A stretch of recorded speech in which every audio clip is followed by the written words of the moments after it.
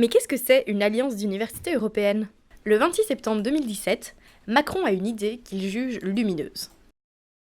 Je propose la création d'universités européennes. Nous devons nous fixer, d'ici à 2024, en construire au moins une vingtaine. Lui emboîtant le pas, la Commission européenne annonce en mai 2018 la volonté de créer des projets pilotes d'ici 2019 dans le cadre du programme Erasmus+.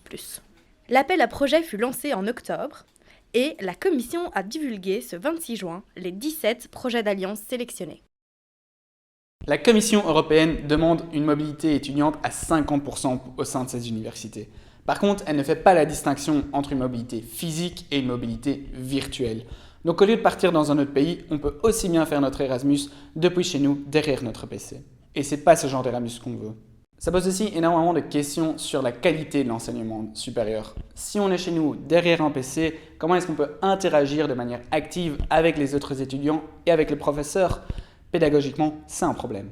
Aujourd'hui, on remarque un réel problème par rapport à l'accessibilité des échanges Erasmus.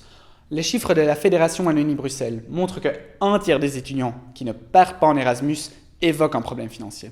Donc si on traduit ces chiffres, on remarque la création de forteresses de savoir réservées aux étudiants qui sont privilégiés.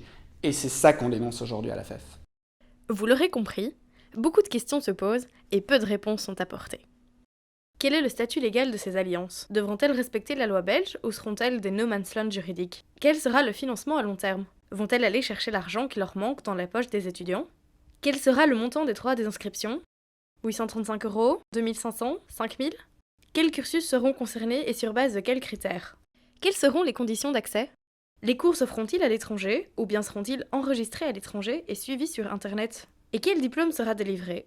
Un diplôme belge, italien, danois ou un diplôme européen, mais avec quelle valeur légale? Aujourd'hui, la balle est dans le camp du ministre et des recteurs. Nous espérons qu'ils vont, pour une fois, nous donner de vraies réponses.